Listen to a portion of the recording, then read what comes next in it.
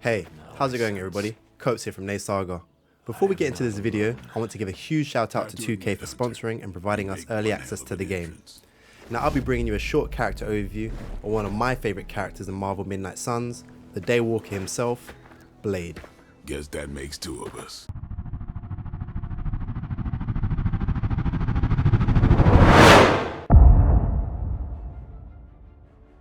Eric Crossbrooks to his friends, but to the rest of us, the ever so stoic Blade is one of the 13 playable characters in the upcoming strategy game.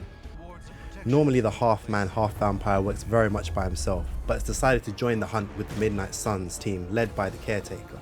What I found early on, that despite the very intimidating exterior, we have a character who as time goes on warms up on us, and we soon see develop an almost brotherhood-like relationship with the main hero, the Hunter. From training sessions in the yard to personal advice being given on relationships, though I won't say who with. It's quite nice to see Blade open up to someone and give us that type of interaction normally you wouldn't associate with the vampire hunter.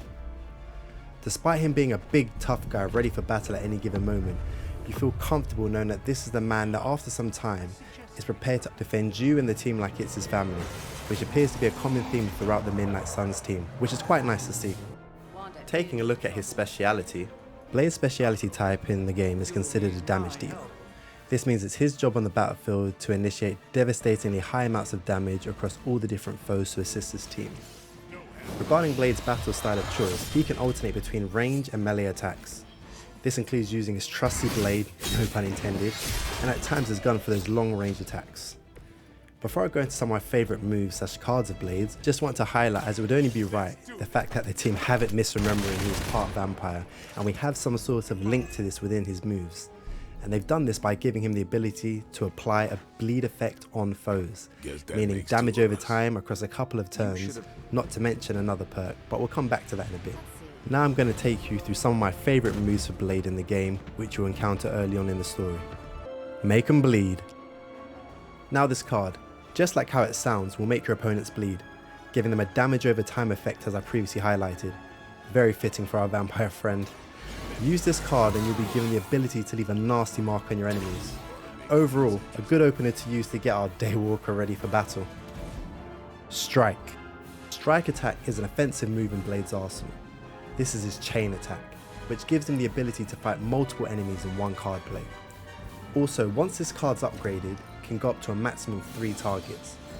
This move really does show the agility and grace of what it means to be half vampire, as you charge around attacking your foes.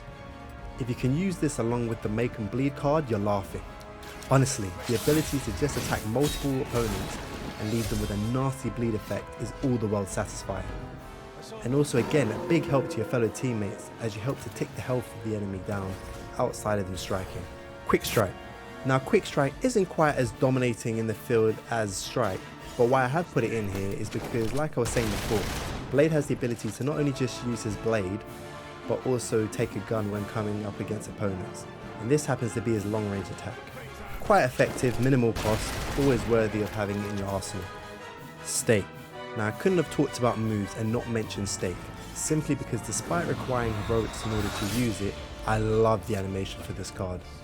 If there was ever an image which just indicated like what it means to be Blade as he jumps out of the sky and attacking his foe, this is the card, with an added bonus, the fact that it comes with life steal. Yep, that's right. That means Blade has the ability to heal himself when used, which also helps if you're partying up with other players such as the main hero, the Hunter. So as opposed to the Hunter needing to use his heal ability on Blade, you could use this and just give him the option to use that ability on someone else. Overall, this is a really good card to use when coming up against some tough opponents. That's it for this character overview. I hope you guys enjoyed. If so, leave a like and don't forget to subscribe. Until next time.